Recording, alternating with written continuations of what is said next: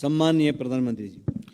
सम्माननीय सभामुख महोदय, मेरो आसन्न चीन भ्रमणको क्रममा चीन र नेपाल बीच नयाँ व्यापारिक नाका खोल्ने विषयमा समेत छलफल हुने कुरा करिब निश्चित भएको छ। त्यस सन्दर्भमा मुगुको नाक्चे लाग्ना, जो मलाई धेरै पहिलेदेखि त्यसको बारेमा स्थानीय जनसमुदाय र जनप्रतिनिधिले कुरा राख्दै पनि आउनु भएको छ, त्यो विषय पनि मैले त्यहाँ कुरा उठाउने र त्यस बारेमा एउटा निष्कर्ष लिने मेरो कोसिस हुनेछ। पर्यटनको विकासका लागि आवश्यक पूर्वाधार निर्माणका कार्य सरकारको उच्च प्राथमिकतामा छन्। रारा लगायतका पर्यटकीय स्थलको विकासका लागि सङ्घीय स्रोतबाट सञ्चालन हुने कार्यक्रमका अतिरिक्त प्रदेश तथा स्थानीय तहबाट समेत आफ्ना कार्यक्षेत्रभित्र रही पूर्वाधार निर्माण तथा पर्यटन प्रवर्धनका कार्यहरू सञ्चालनमा रहेको जानकारी गराउन चाहन्छु। नागमा गमगढी र गमगढी नाक्चे लाग्ना सडकलाई उच्च प्राथमिकतामा राख्दै हाल विभिन्न खण्डहरूमा कार्य भइरहेको जानकारी म यो सम्मानित सदनलाई गराउन चाहन्छु।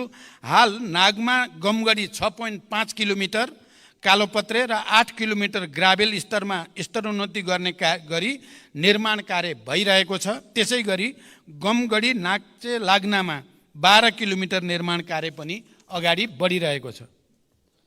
अर्का प्रश्नकर्ता मान्य श्री ऋषिकेश पोखरेल।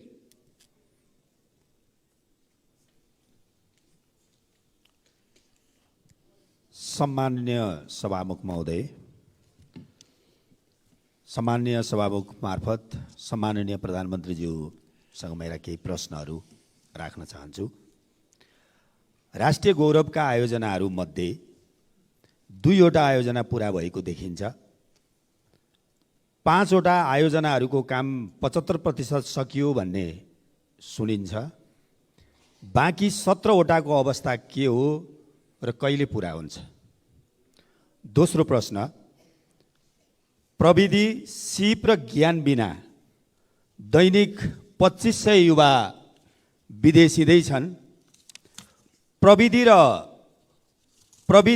र उद्यमशीलता विकास गरी प्रौद्योगिक शिक्षा दिने उद्देश्यका साथ स्थापनाको लक्ष्य लिएको मदन भण्डारी प्रौद्योगिक विश्वविद्यालयका लागि अघिल्लो सरकारले पूर्वाधार निर्माण तथा विकास समिति गठन गरेको थियो।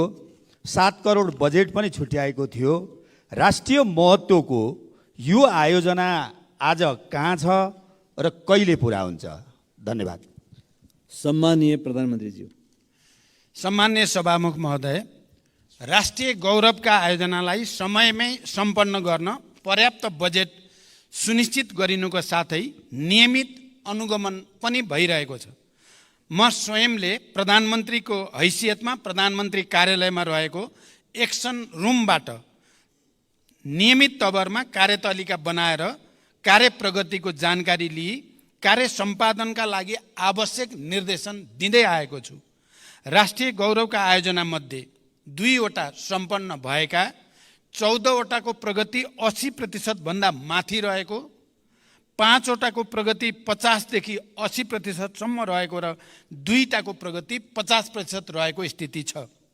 हुलाकी राजमार्गका सम्बन्धमा चितवन र पर्सामा राष्ट्रिय निकुञ्ज क्षेत्रमा डिपिआर तयार लगायतका कार्यमा भएको ढिलाइका कारण यो आयोजनाको कार्य आगामी 3 वर्षभित्र सम्पन्न गर्ने नयाँ लक्ष्य निर्धारण गरिएको छ। पशुपति क्षेत्र विकास कोष आयोजनाको भौतिक प्रगति 66% भई समष्टिगत वित्तीय प्रगति 65.73 रहेको छ। लुम्बिनी विकास गुरु योजनाको हालसम्मको भौतिक प्रगति 88% र वित्तीय प्रगति 60.34% रहेको छ। निजगढ अन्तर्राष्ट्रिय विमानस्थल आयोजनाको प्रारम्भिक चरणको कार्यहरू मात्र भइरहेको र लगानी एवं निर्माणको उपयुक्त मोडालिटी भए पश्चात विमानस्थल निर्माण प्रक्रिया अगाडि बढाइनेछ। यस आयोजनाको लागि चालु आर्थिक वर्षमा रु 35 करोड विनियोजन भएको छ। मेलम्ची खानेपानी आयोजनामा श्रावण महिनामा आएको बाढीले पुनः हेडवर्क्स पुर्नुका साथै मेलम्ची बजारदेखि हेडवर्क्ससम्मको पहुँच मार्गमा क्षति पुगेको छ। मनसुन रोकिएको 1.5 महिनाभित्र क्षतिग्रस्त संरचनाको मर्मत सम्मार गरी मेलम्चीको पानी वितरणलाई सुचारू गरिने जानकारी गराउन चाहन्छु। सञ्चालनमा रहेका अन्य राष्ट्रिय गौरवका आयोजनाहरूलाई यथाशीघ्र सम्पन्न गर्न सरकारले जोड दिँदै आएको छ। मिति 2077 साल साउन 12 गते मदन भण्डारी प्रौद्योगिकी विश्वविद्यालय विकास समिति गठन भएको हो। समितिको समयावधि 2 वर्ष रहेकोमा सो अवधि समाप्त भएकोले नयाँ गठन आदेश जारी गरी विश्वविद्यालयको आवश्यक पूर्वाधार तयार गर्ने लगायतका कामहरू अगाडि बढाइनेछ। यस विश्वविद्यालयलाई चालु आर्थिक वर्षमा रु 2 करोड बजेट विनियोजन पनि गरिएको छ। अर्का प्रश्नकर्ता मान्य श्री आशा बिक।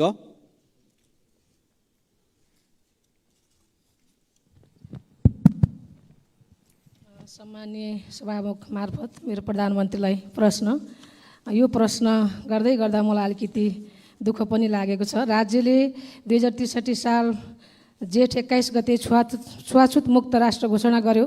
छुवाछुतलाई गैर कानुनी भने तापनि अहिलेसम्म जघन्य जातीय विभेद घटनाहरू भइरहेका छन्। सरकारले छुवाछुत उन्मूलन गर्ने जस्ता कदम चालिरहेको छ। सरकारले दलितहरूको न्यूनतम मानवाधिकार रक्षा गर्न के पहल गरिरहेको छ? जातीय विभेदका घटनाहरू प्रहरी प्रशासनले संवेदनशीलताका साथ उजुरी दर्ता नलिएको अवस्था छ। सरकारले यस्ता घटना न्यूनीकरण गर्नका लागि के योजना ल्याउँछ?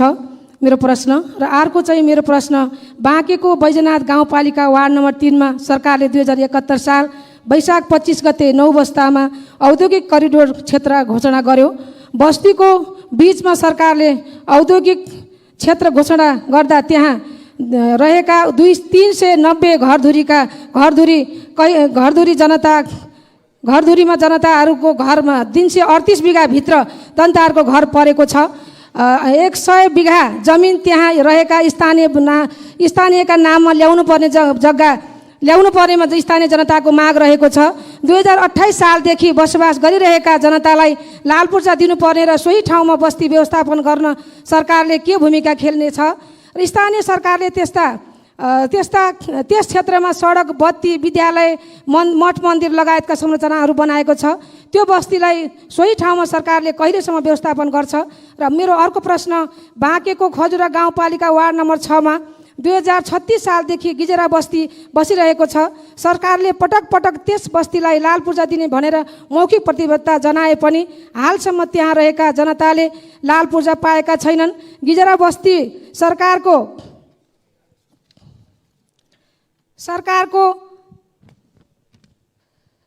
ऐलानी जग्गा र टन्डनको चिनी मिल रहेको क्षेत्रमा बसोबास गरिरहेका छन्। सरकारले बत्ती, पानी, विद्यालय लगायतका संरचना त्यहाँ पनि सबै ठाउँमा जनतालाई उपलब्ध गराएको छ। त्यस क्षेत्रका जनतालाई लाल पूर्जा कहिलेसम्म वितरण गर्छ सरकारले? र अर्को मेरो प्रश्न छ, सङ्घीय गणतन्त्र घोषणा भएको अवस्थामा सुदूरपश्चिम प्रदेशको राजधानी बन्छ वा बन्दैन? के यही हो गणतन्त्र? बन्ने भए कहाँ बन्छ? प्रदेशसभाबाट घोषणा भएको गोदावरी राजधानी बन्छ कि बन्दैन? बन्ने भए कहिलेसम्म बन्छ? किन घोषणा गरेको हिजो तपाईँहरूको पार्टी र एमाले पार्टीको संयुक्त घोषणा गर्दै आजसम्म किन मौन? जनता जान्न चाहन्छ। धन्यवाद। सम्माननीय प्रधानमन्त्रीज्यू। सम्मान्य सभामुख महोदय, मान्य सदस्यले सोधेका प्रश्नहरू उत्तरभन्दा पनि लामो जस्तो लाग्यो। तैपनि म संक्षिप्तमा उत्तर दिने कोसिस गर्छु। नेपालको संविधानले छुवाछुत तथा भेदभाव विरुद्धको हकलाई मौलिक हकको रूपमा सुनिश्चित गरेको छ। जातका आधारमा गरिने छुवाछुत तथा भेदभाव जन्य कार्यलाई गम्भीर सामाजिक अपराधको रूपमा लिँदै कानुन बमोजिम दण्डनीय हुने र त्यस्तो कार्यबाट पीडित व्यक्तिलाई कानुन बमोजिम क्षतिपूर्ति पाउने हकको प्रत्याभूति पनि गरिएको छ। सरकार यो मौलिक हकको पूर्ण कार्यान्वयनको लागि प्रतिबद्ध रहेको छ। यद्यपि मौलिक हकहरूको कार्यान्वयनका लागि सबै तहबाट अझै घनीभूत प्रयास पनि आवश्यक छ। यो समस्या देशको एउटा लामो सांस्कृतिक समस्या पनि भएको हुनाले यसको समाधानको निम्ति कानुनलाई प्रभावकारी कार्यान्वयनको निम्ति पनि सबै क्षेत्रको सहयोग अनिवार्य छ। जातीय विभेदका घटनामा प्रहरी प्रशासनले संवेदनशीलताका साथ उजुरी नलिएको भन्ने कुरामा सरकारको गम्भीर ध्यानाकर्षण भएको छ। यस्ता घटनाको छानबिन गरी दोषीलाई कारबाही गरिने र यस्ता घटना आगामी दिनमा हुन नदिन सरकारको गम्भीर ध्यान रहेको जानकारी गराउन चाहन्छु। दोस्रो, बाँकी जिल्लाको साबिक नौबस्ता क्षेत्रको 525 बिघामा औद्योगिक क्षेत्र घोषणा भइसकेको र त्यहाँ बसोबास गर्दै आएका स्थानीयवासीहरूको उचित व्यवस्थापन लगायतका समस्या समाधानका लागि सम्बन्धित स्थानीय प्रशासन लगायत विभिन्न निकायबाट पहल भइरहेको छ। उक्त क्षेत्रका प्रभावित जनसमुदायहरूको समस्यालाई व्यवस्थापन गरी औद्योगिक क्षेत्रको विकास कार्य अगाडि बढाइने जानकारी गराउन चाहन्छु। यस सम्बन्धी समस्या समाधान गर्न भूमि व्यवस्था, सहकारी तथा गरिबी निवारण मन्त्रीको संयोजकत्वमा समिति गठन गरेको र समितिले काम अगाडि बढाइरहेको जानकारी पनि गराउन चाहन्छु। तेस्रो, बाँकेको खजुरा गजुरा 6 गिजरा बस्तीका सन्दर्भमा भूमि सम्बन्धी ऐन 2021 को दफा 12 ङ को समितिको प्रतिवेदन, भूमि व्यवस्थापन तथा अभिलेख विभागको निर्णय बमोजिम गिजरा खाँडसारी मिल्स प्राइभेट लिमिटेडका हदबन्दी भन्दा बढीका जग्गाहरू जफत गरी नेपाल सरकारका नाममा कायम गर्न र जफत गरिएका जग्गामा रहेको अतिक्रमण हटाउन 2080 जेठ 8 गते निर्णय भई कार्यान्वयनमा रहेको जानकारी गराउँदछु। उक्त क्षेत्रमा बसोबास गर्दै आएका भूमिहीनलाई जग्गा उपलब्ध गराउन भूमि समस्या समाधान आयोगले कार्य अगाडि बढाइरहेको जानकारी पनि म गराउन चाहन्छु। सुदूरपश्चिम प्रदेशको राजधानी गोदावरीमा निर्माण गर्ने सन्दर्भमा जग्गा प्राप्ति लगायतका विषय प्रक्रियामा रहेको जानकारी मैले अघि नै गराइसकेको छु। यस सम्बन्धी उठेका छलफल बहसलाई पनि मध्यनजर गरिएको जानकारी पनि मैले गराइसकेको छु। अर्का प्रश्नकर्ता मान्य श्री उर्मिला माझी।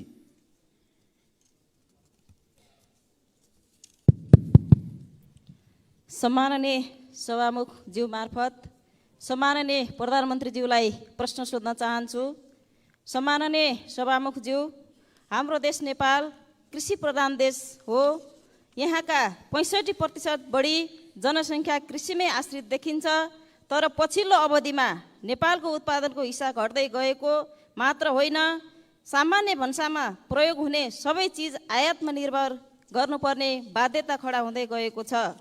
कृषि क्षेत्रमा लगानी अत्याधिक हुने तर प्रतिफल अत्यन्तै न्यून हुने प्रक्रियाले गर्दा कृषिप्रति मानिसको आकर्षण र लगाव निरन्तर घट्दो छ। सरकारले उत्पादन वृद्धि गर्न र जनतालाई कृषिमै जीवन देख्ने गरी कृषि पेसालाई गर्विलो पेसा बनाउन कस्तो योजना निर्माण गर्दैछ? धन्यवाद। सम्मानीय प्रधानमन्त्री।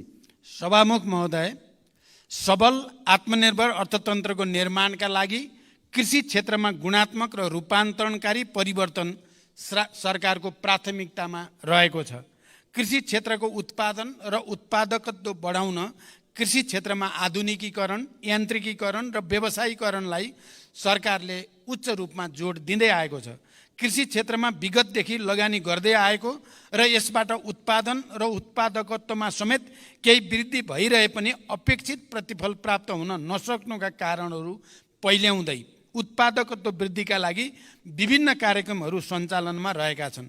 सरकारले प्रधानमन्त्री कृषि आधुनिकीकरण परियोजना लगायत प्रदेश र स्थानीय तह मार्फत उल्लेख्य रकम विनियोजन गरी कृषि क्षेत्रमा पर्याप्त साधन स्रोत परिचालन गर्ने नीति लिएको छ। कृषि उत्पादनको वृद्धिका लागि सिँचाइको सुविधाको विस्तारलाई जोड दिनुको साथै रासायनिक मलको आपूर्ति समयमै हुने कुराको सुनिश्चितता गरिएको छ। साथै कृषि बाली वस्तुहरूको विशेष उत्पादन क्षेत्र जस्तै जोन, सुपर जोन, उन्नत बिउ बिजनको विकास, उत्पादन तथा वितरणको लागि एकीकृत राष्ट्रिय कार्यक्रम सञ्चालनमा रहेका छन्। कृषि उपजको बजार सुनिश्चितताका लागि विभिन्न कार्यक्रमहरू सञ्चालन भइरहेका छन्। त्यसै गरी दुध तथा मासुमा आत्मनिर्भरताका लागि पशु नस्ल सुधार, आहार व्यवस्थापन तथा पशु स्वास्थ्य सुधारका कार्यक्रमहरू पनि सञ्चालनमा रहेका छन्। बाँझो जमिनमा कृषि प्रवर्धन कार्यक्रम, फलफुल क्षेत्र विकास तथा ग्रामीण कृषि उद्यम विकासका कार्यक्रमहरू सञ्चालनमा रहेका छन्। कृषि उत्पादन क्षेत्रको जोखिम व्यवस्थापन गर्न कृषि बिमा कार्यक्रम सञ्चालनमा रहेको छ, जस अन्तर्गत बिमा प्रिमियममा 80% अनुदान सङ्घीय सरकारले उपलब्ध गराउने गरेको छ। कृषि क्षेत्रमा लगानी बढाउन सहुलियत दरमा कृषि कर्जाको विस्तार तथा दायरा बढाउँदै पनि लगिएको छ। उत्पादित कृषि वस्तुहरूको बजारको सुनिश्चितताका लागि धान, गहुँ, उखु लगायतका बालीको न्यूनतम समर्थन मूल्य निर्धारण गर्ने लगायतका कार्यक्रमहरू पनि सञ्चालनमा रहेका छन्। कृषि पेसालाई सम्मानजनक र मर्यादित बनाउन कृषकहरूलाई नियमित तवरमा पुरस्कृत गर्ने कार्यक्रमहरू जस्तै राष्ट्रपति कृषक पुरस्कार कार्यक्रम सञ्चालनमा रहेका छन्। कृषि पेसालाई दिगो, दरिलो र गर्विलो बनाउन सरकार प्रतिबद्ध छ, तर अहिलेसम्म जे जति भएको छ त्यसबाट सन्तुष्ट हुने स्थिति भने पक्कै पनि छैन। त्यसकारण कृषि क्षेत्रमा व्यापक सुधार गर्न र उत्पादन र उत्पादकत्व वृद्धि गर्न हामी आफैले सञ्चालन गरेका कार्यक्रमहरूको प्रभावकारिताका साथै यसपटक म भारत भ्रमणमा रहँदा अलि भारतीय नेतृत्वसँग, खास गरी प्रधानमन्त्री मोदीजीसँग कृषिमा सहकार्य गरेर उत्पादकत्व वृद्धि कसरी गर्न सकिन्छ र प्राकृतिक खेती प्रणाली बडो नयाँ टेक्नोलोजीको साथ सञ्चालन गर्ने बारेमा सहकार्य गर्ने निधो पनि भएको छ र हामी त्यो प्रक्रिया अगाडि बढाउँदैछौँ।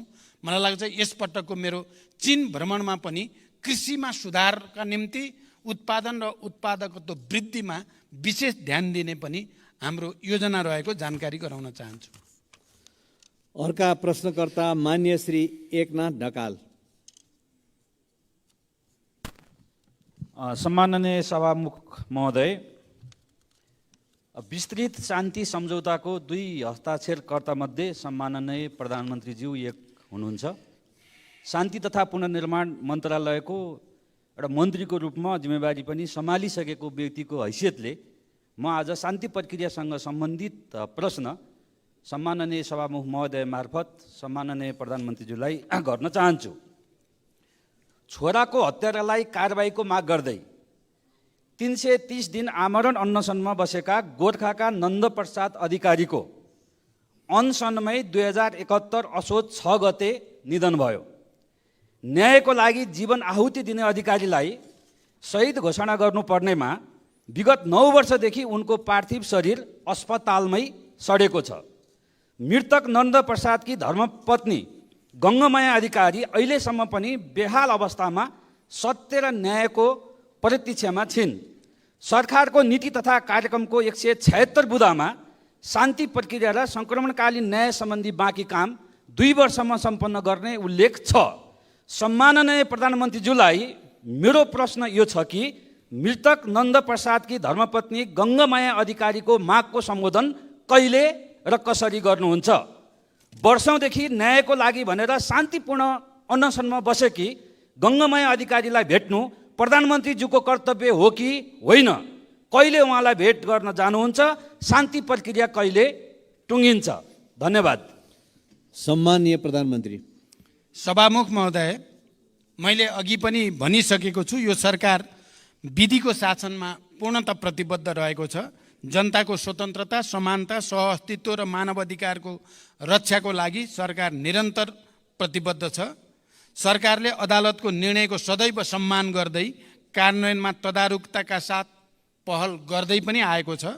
नेपालको संविधानको धारा 276 राष्ट्रपतिले कुनै न्यायिक वा अर्धन्यायिक निकाय वा प्रशासकीय पदाधिकारी वा निकायले गरेको सजायलाई कानुन बमोजिम माफी, मुल्तवी, परिवर्तन वा कम गर्न सक्ने संवैधानिक व्यवस्था रहेको कुरा जानकारीमै छ हामी सबैलाई।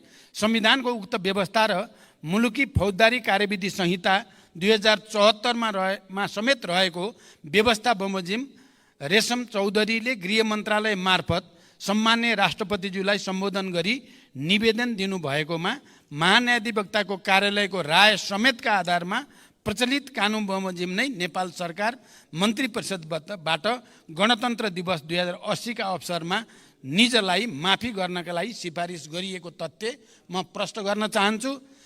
द्वन्द्वकालीन घटनालाई न्यायिक सम्बोधन गर्ने गरी सङ्क्रमणकालीन न्याय सम्पादनका लागि बेपत्ता पारिएका व्यक्तिको छानबिन तथा सत्य निरूपण तथा मेलमिलाप आयोग गठन भएको र सङ्क्रमणकालीन न्याय यथाशीघ्र सम्पादन गर्न नेपाल सरकार प्रतिबद्ध रहेको छ।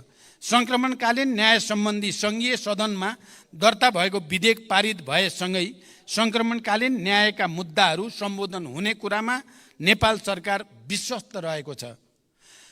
प्रचलित कानुनी व्यवस्थाको अधीनमा रही नेपाल सरकार तथा अन्तर्गतका निकायबाट गङ्गामाया अधिकारीलाई मानवीय सेवा प्रदान र संरक्षणका कार्य भइ नै रहेका छन्। अस्पतालको विवरण अनुसार निजको स्वास्थ्य अवस्था सामान्य नै रहेको र उपचारका लागि सरकारले रु 37,47,000 उपलब्ध गराएको कुरा पनि म यहाँ जानकारी गराउन चाहन्छु।